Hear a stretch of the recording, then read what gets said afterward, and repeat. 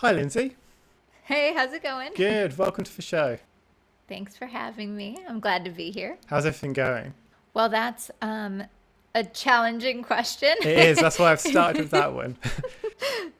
It's good. So I live in New York City, but right now I'm outside of New York City because it was kind of freaky to be there. Yeah, my brother Like lives it in New was York, and he was saying like at the moment it's a really weird place to be. Yeah, I mean, I have tons of friends that are there and doing fine, but in New York, we don't have yards. I mean, you might live next to a park or something and have a dog, so like, there's no outdoor space. So thankfully, I'm actually sheltering in place outside the city in like kind of a country retreat. So this background behind me, this Yeah, isn't like a fake background. This is actually a barn door. The building was built in the late 1700s and then it was converted into a home. So it's like, amazing. it's It's very really authentic beautiful. looking. Yeah, So on that part, I'm lucky because I'm in my home and like in a comfortable home outside the city, safe. Obviously, business went to zero, but I'm not the only one, so yeah. can't particularly On complain. that topic there, like, has business gone to actual zero, or do you still have things coming in? Because you do so many different things. You're so diversified in. Yeah. So I was half lying, but not completely lying, because I did have anything related to shooting go to complete zero, and anything related to teaching in person. I have like a workshop time of year, like where I have people into my studio, and I usually do it in the spring because it's I don't have to worry about bad weather and it's not too hot. So I think I had to cancel what was it, 8 workshops? I just do them all kind of at one time. But because I have diversified my income flow, I have written books, so there's royalties from that. I've spoken on different channels. I have my own online education. So all of that is certainly in. It's a portion of Yeah. usual. Yeah. And I planned ahead, so I'm fine. I saved. So you mentioned there that you've written books. I know in your first book that was about like online marketing, but you didn't really know much about online marketing at the time, right? Yeah, so online marketing, when I wrote this book, was, I mean, it was new to everybody, really. There wasn't an Instagram, for Yeah. example. YouTube was around, but there was not like YouTube photography, teachers, educators, Yeah. like at all, like there is now. And so there were a handful of people, a handful of photographers that were thriving in what did exist. There were some people that did well on YouTube. There's others that did well on Twitter was relatively new. Some people that were doing really well on Facebook. And so for my first book project, I treated it not as an expert per se, but as someone that would go and interview lots of people that were really successful. I don't know. I think when I was all said and done, I interviewed maybe 40 people that were really thriving online and then tried to distill it down. Like, what are they all doing the same? What do they all have in common? And since then, there's 8 billion books written on social media. Yeah. There was hardly anything then, really. And what was it about that time that made you think I need to write a book? A book's the right platform to portray this information in. It was a time where I figured the people that would be most afraid of social media and engaging online would probably be consuming their content through books. And I thought that it would be a good opportunity to help people out that way. I, I like digital and video education existed, but again, nothing like it existed now. So Yeah. it was still a very common way that people would absorb content. And what was it about the online platform that really appealed to you at the time? So I had a small business. It was a photography studio in upstate New York. So when people, especially outside of the U.S., think New York, they think just New York City. Well, even in the U.S., they think New Yeah, York yeah, City. yeah. But it's actually just like a tiny part, and then there's all of upstate. So I had my business about a 4-hour drive from the city, and it was a small town, 5 to 10,000 people in the area. And what happened to me was I was younger and I embraced Facebook, which sounds silly now, but it was newer. And I embraced it for my business. And so for high school seniors, which we have in the United States, basically when someone graduates secondary school, Yeah. they get portrait session. For high school seniors, all of the other photographers were like, I'm not going to share any digital photos. They can't post online. They're not allowed to. And I saw it as an opportunity to market. And so I saw my small business, which was pretty new, really take off because I used Facebook well. And I saw so many other people so aggressively protective over their imagery and not seeing the business opportunities. And I felt the business opportunities myself. So I was trying to let people know it's not out to get you. This can be a marketing tool. And honestly, I knew that eventually it would be the marketing tool for most photographers. Yeah. You said something really interesting there, and that really reminds me of something that you said before about the fact that if you give away all of your secrets, it makes you push yourself. And I think that is like the best thing ever, because so many people will just hide everything. And I was actually talking to someone the other day, and they were saying they overheard someone have a go, be angry at someone else for sharing stuff. And being like, why are you giving away all of these secrets? But I feel like that's obviously just an insecurity within themselves, because they've got to a stage where they don't want to push themselves anymore. Oh no, yeah, it's not really how the world works anymore. It's not even like really a question. The information's out there if you want it. Yeah. And I absolutely feel that the more that I share, I watch people catch up, and I got to push myself and find news. But I think where people, as you say, have a go, Yeah. but where people get upset, I think sometimes is people that are sharing with misinformation. Mm-hmm. Because a lot of people are eager to share because they think it'll raise their profile as a photographer, but they don't necessarily know what they're talking about. And I'm not like, it is what it is. There's going to be people that are going to share, and what they're saying is inaccurate, or maybe it's misleading, but that's what the internet is. Like, you're constantly trying to weed through things that aren't true or not good. So I don't think this is any different. Yeah. Like, obviously education is such a massive part of what you do. And I know from being in 8th grade when you had be a teacher for a day, that was kind of like your first experience in being a teacher. Yeah. What do you think it was about what it is about teaching that you get so much joy out of? All right. So one of the things is selfish, like 1,000%. Mm-hmm. Well, I feel like that's great. But one of the reasons it's selfish is whenever I have to teach something, I become so much better at it. Mm-hmm. When I had the first book, the social media book, I learned so much from writing it that I find myself to be very successful online now. I wouldn't have been in the same position as I am now if I hadn't have done that. But the same thing is, I used to shoot and pose, and I understood a bit about posing. I mean, I kind of knew aesthetically what was pleasing, but when I had to teach posing and then eventually write a book on it, I had to understand it so deeply that now it's just instant when I'm working with someone. I know what to do because I had to explain it, instead of just going oh, I know that sometimes I do this and it works. Now I know why something works. So the other reason is less of a selfish reason, but I'm one of those people who I figured out what I wanted to do. I mean, I'd committed that I was going to be a professional photographer by age 15.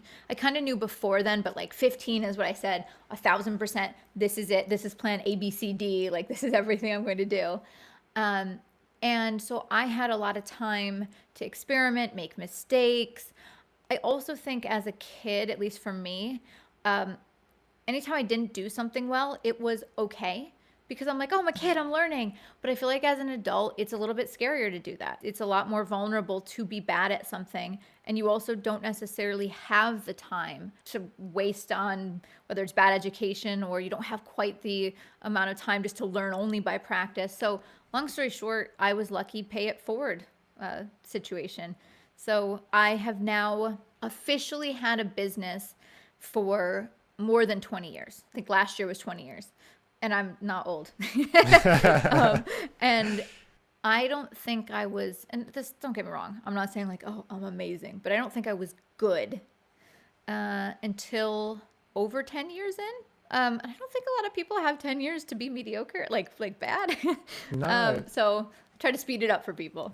On that note, what do you think it was that allowed you to persevere through those 10 years? Well, part of it is I didn't know that I wasn't good. Okay, yeah. Like I was comparatively okay. Do you reckon that was because, like, in today you can go on Instagram, scroll, and you can see some of the best photographers in the world within about 4 seconds? Do you Yes. reckon that made a difference?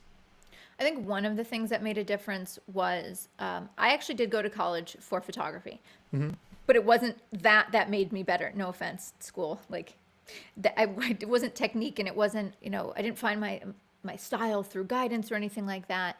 It was that when I was there, what I thought of photography and taking pictures of people before was very limited. I thought of like high school senior portrait photography, Yeah. traditional wedding photography. Like it was very, very in the realm of traditional. And when I went to college, they introduced me to what photography could be. And all of a sudden my mind, my world was opened up, and I discovered photographers like Erwin Olaf, and I discovered whether it was like I had heard of Penn and Avedon, like that range, but I had never seen Karsh. So like all of a sudden I'm just bombarded by what good photography is.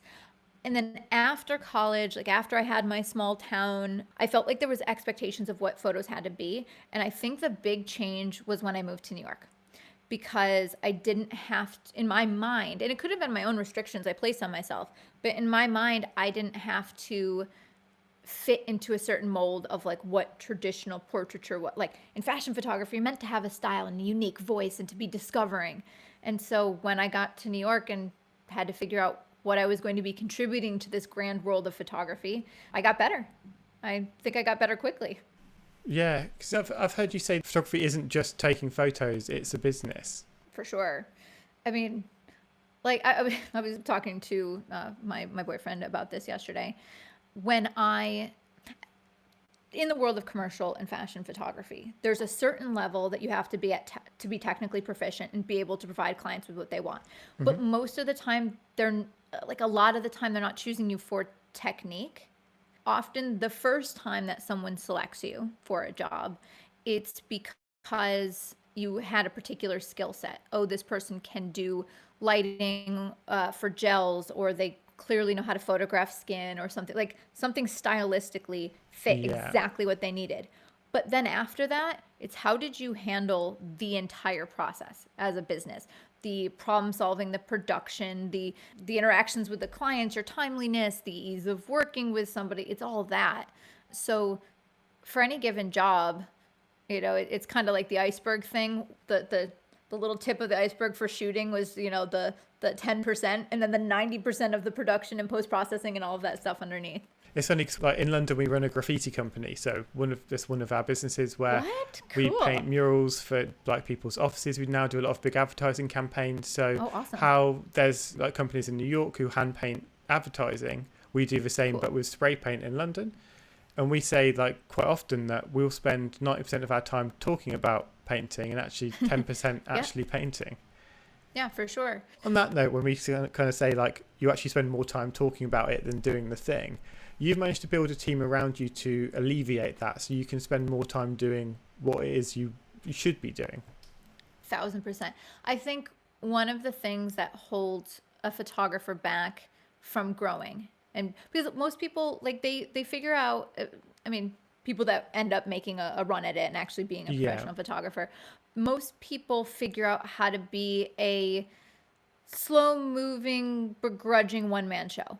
Like, the photography part's exciting, but then everything else they do themselves because they say, like, there are bills to pay and photography is expensive. But once you get over the hurdle of not trying to hold on to your money and knowing, okay, I'm going to outsource these particular tasks to other people, it frees you up to do whatever you consider your strength to be. So maybe that's marketing, maybe that's dealing one-on-one with clients, maybe that's just shooting. Some people realize that it's just dealing with clients and it's not even shooting, and then they grow their business where they have a lot of associate photographers underneath them. It's not the direction I went. But yeah, like obviously you got to be able to pay the basics of the bills, but then people very quickly get excited. They're like, oh, I made this much money. And I never even considered it as existing in my pocket. It was, okay, where can I put this back into the business? I didn't even consider it to be mine. I think that's a really important mindset to have when you're first getting started, for sure. Like, I know you spent 7 years in a really small apartment because you didn't need more than that. Yeah. And I think, how would you recommend someone getting started, how they treat their finances and how they treat the money coming in? Because if you've been struggling for a really long time, it would be nice to just go and buy that new pair of trainers to go out for dinner. But what would you say to people? I mean, okay, so I'm going to give a nice thing and then a mean thing. I mean, you can do it the other way around and then okay, I'll do the mean thing first. Okay, yeah. Okay, the mean one first is that, listen, the people that can hold back from instant gratification are the ones that succeed. So which are you? Are you going to be succeeding or not? And this is not to brag, but like, I'm one of the few people I know in New York that owns full stop.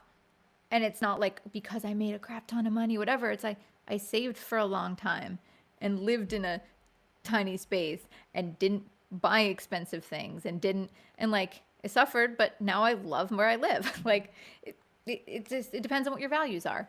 And I think that's the other thing that I should bring it back to. The more positive things is, you have to look at what's important to you in your life. And maybe you're a live in the moment kind of person. You don't know what'll happen next and you don't want to save. Well, I mean, just know that there'll be consequences later on and you should consider it and try to plan. I mean, considering right now, for example, and this is another, don't get me wrong. I know that the margins are tiny for a lot of photographers. However, in my business account at any given time, I have a section, like it's basically like a separate business banking account that at any given time I could bring in $0 and pay the bills I have to pay for 6 months. Like, but that's not because, oh, I'm so good. That's how you're supposed to run a business. Like you're supposed to, but I understand that not everybody can do that. So, but I could take that money and go buy something crazy nice. Like, like that money could go towards something amazing, but then I'd be screwed when something like this happens. So yeah, I get that it's complicated. So I think my actual advice to people would be, because money kind of sucks sometimes, especially when you're not making much, it's like, I relate people, it's not something you want to think about. And so you don't actually look at the numbers unless they're really low, or you glance at it, but not how the numbers play a part of a bigger picture. Yeah. And so one of the recommendations I would make is there's a website, and I can look it up. It's like the NPPA, I think it's called Income Calculator. And so what it is, it's for photographers. And in this, you can put in what your actual monthly expenses look like. And it prompts you. So like, are you paying for your driving to and from shoots? And how much do you say per year you spend on camera gear and marketing and all of that? And then it's how many jobs do you do? It's either I think it's per month, or maybe it's per year. And then how much do you need to make to like break even? It lets you know how much you need to be making per job, but then it will also, you can put in your income goals. So if you're like, okay, I really like right now, I'm paying myself 20 grand. Like I'm making nothing in a year. I'm just basically, but then you can say, I'd like to be making 65, and it will let you know how much you need to be bringing in. And you can decide if you up the number of shoots you do or charging more. Like you can actually look at it, or you go, oh crap, I'm spending a lot over here that I need to cut. Nobody likes to do this, but you have to. Like no one enjoys it. Well, wait, that's not true. Some people do. Some people do. Yeah. But I feel like some people do enjoy that, and that's why you get someone like an accountant or someone who specializes in that to do those things. And I think when you build a team around you, it should always be with people, not just because they can physically do it, but because they enjoy doing it. And I feel like if you can build a team around you of people who everyone loves what they're doing, like that's the goal. Yeah. And related to that, most of the time how I pick people to work with is there's a base level of skill, but I will absolutely pick someone that I like and get along with over someone who their personality doesn't vibe, but they have more experience or skill set. The biggest life change I had is, so when I turned 30, I did a massive cut. I cut all the crappy people out of my life, business, personal, like everything. And like life didn't get a little bit better. It got a hell of a lot better. So you just have to know when to cut the cord. And you know what? If you don't like this person, whether it's working with them or personal life, like it's not good for them either. Like let them go find a place that they'll fit better. And I mean that in relationships as well as business, like all of that. People can find a place where they thrive. So let's go into that a little bit more, because that's really interesting. How do you kind of evaluate what to cut and what not to cut? I mean, I had to think about it in my life really as a scale. Like, am I getting more or spending more time on them? Like, how is it contributing to my life? So, for example, a really good one, and I'm throwing shade, but there was a makeup artist that I worked with, and I considered her like family. And I don't know the best way to word this, but there was a lot of drama that would happen. There was just drama over stupid stuff all the time. And I was constantly worried about it, constantly like, am I going to say the wrong thing? Am I going to do the wrong thing?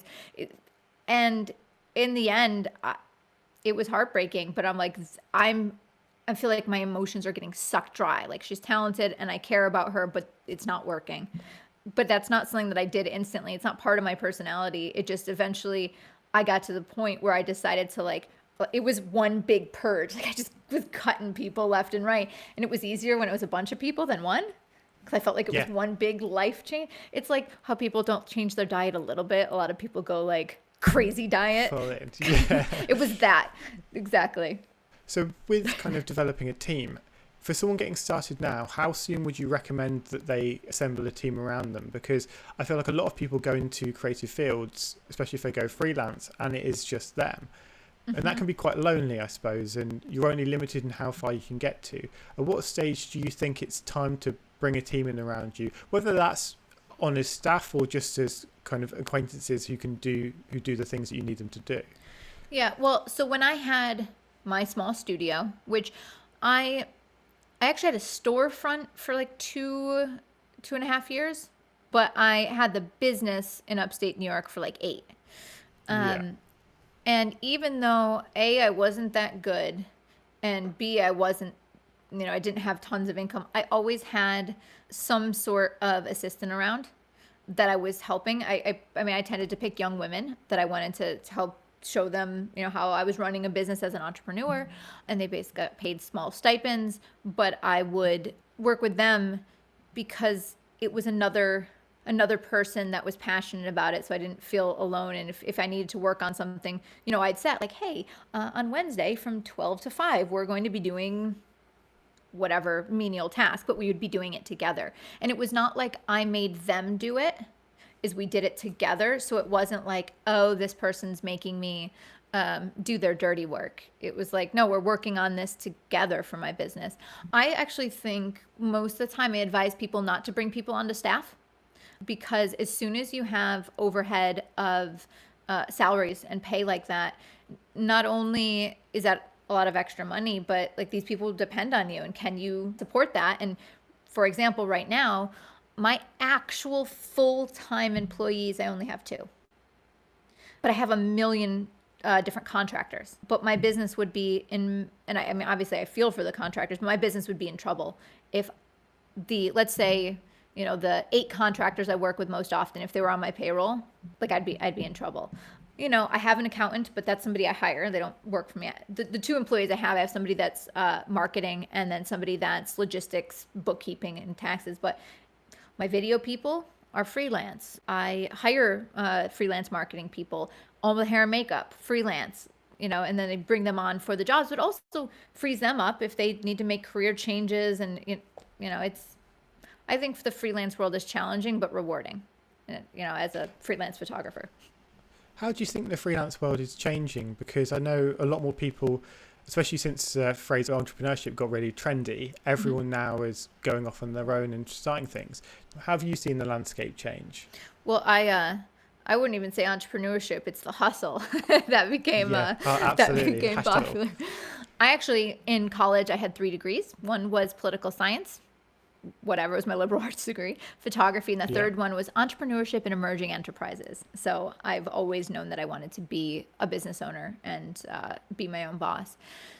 How I think people will realize that things have changed. So, with the, world shutdown that we've been experiencing, small business owners will realize that they can't have one income stream. That's the first thing.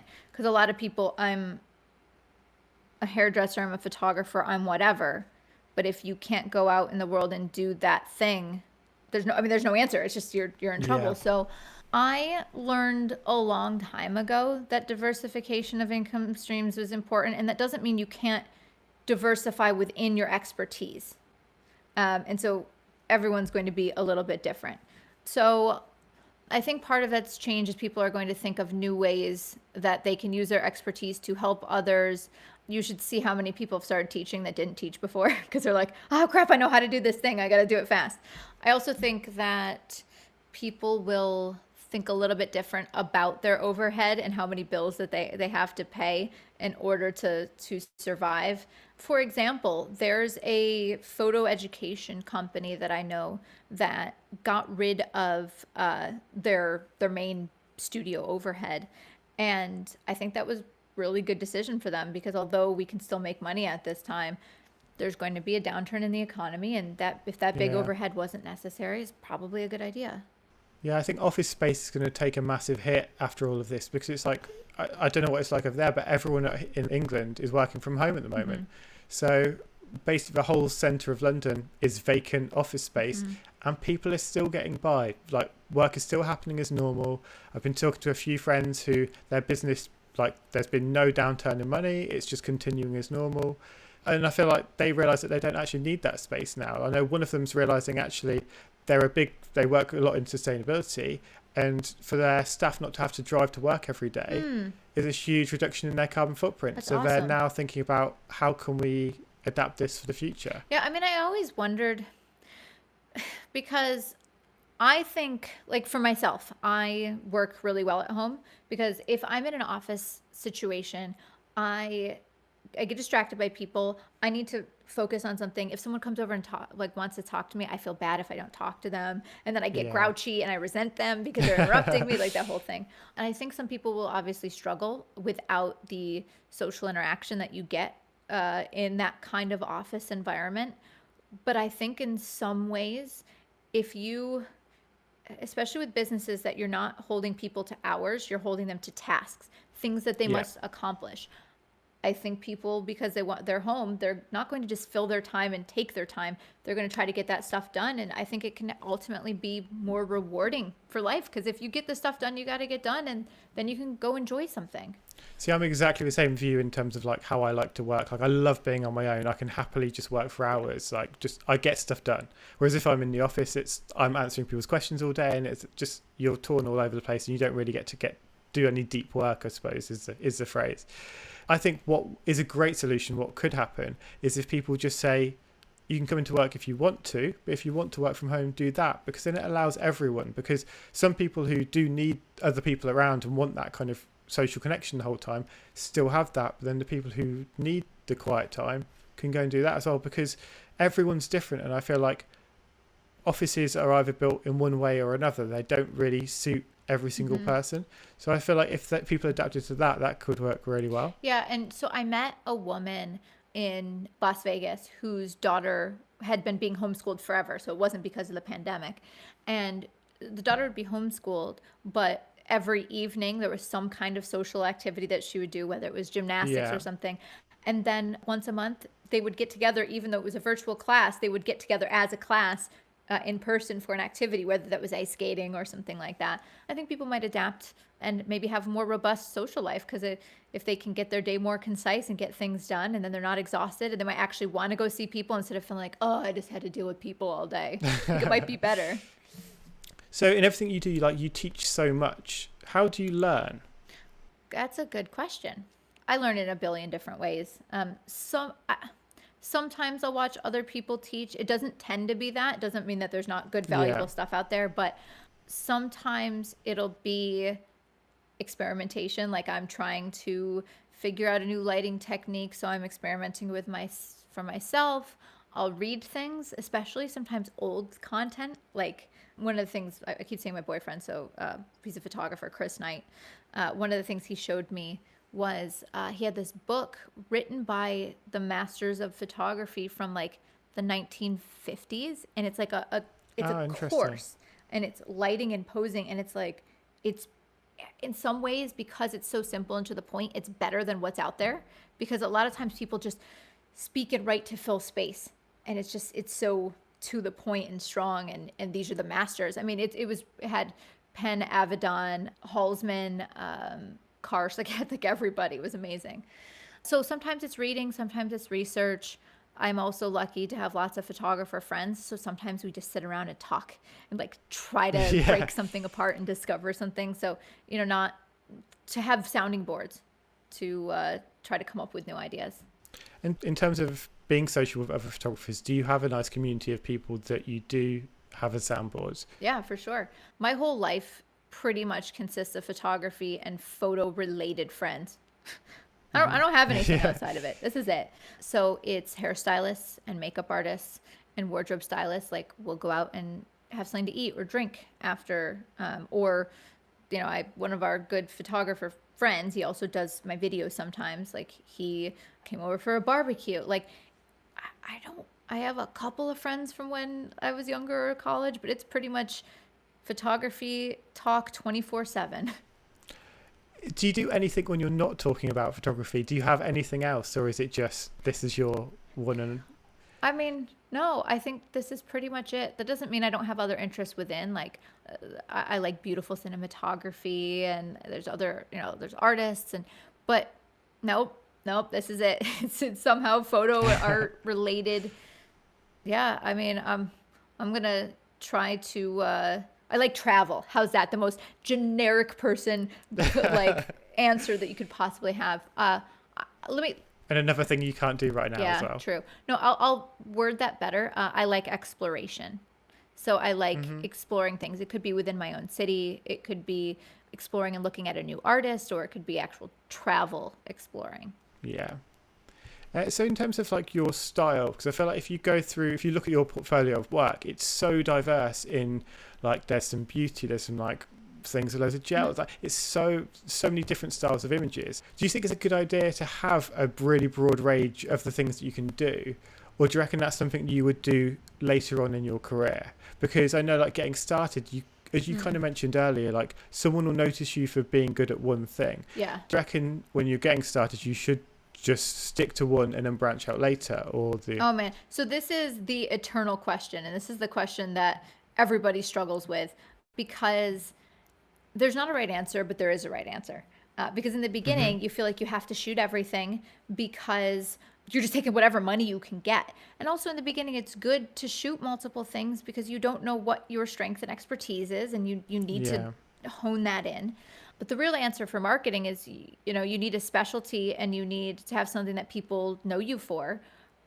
But that can also become a style. So your visual style can then be put onto multiple subjects. So you can have a way that you shoot that translates to how you shoot men, women, fashion, families. It's more of the lens through which you see the world rather than like I shoot one thing.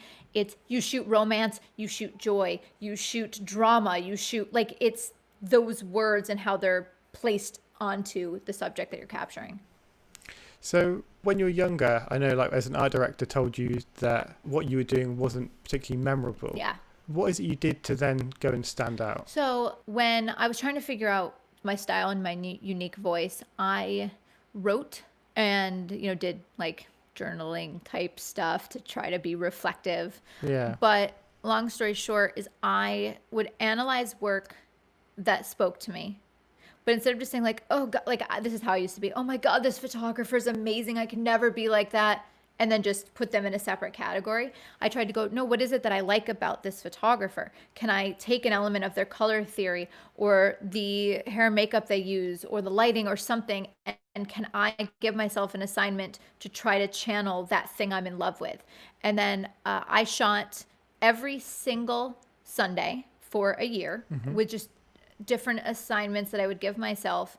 And then after this year of shooting, a style started to emerge. Like there just started to be a way that I to a groove of seeing things. So I could steal this person's lighting, but still make it look like my own because I had found that voice. And in the beginning, it was like mediocre ripoffs of what other people had done. And eventually, I was able to add my own twist to it.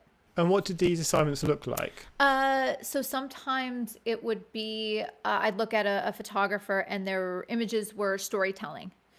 Like that, there's certain people, like maybe I'd look at it, I was talking about Erwin Olaf. An example would be like, okay, he had the low key, I forget what it was called, the Black series. And so it was like Black people or people in latex with black textures on a black background with black sets with black. And so I would say, okay, I want to try that. I want to do a low key black on black on black where all it is the most subtle of distinctions between the details and the tonalities. And so I would not do the same subject matter, but I would say, okay, I want this technique. And then somebody else I'd look at and go, I love that makeup. I'm going to steal that makeup. But let me look over here and I love this lighting. And let me see if I can combine them. It was a lot of that, like trying to come up with my own recipes and cooking. And sometimes it would taste awful. And sometimes I was very proud of what I came up with. Yeah. And is that something you would recommend that other people do in a creative field? Like just try everything. Shoot as much as possible as possible. Like that's, I mean, I think we were talking about this earlier, but some of the people that are offended by sharing secrets and are more protective, they're the ones that aren't shooting enough.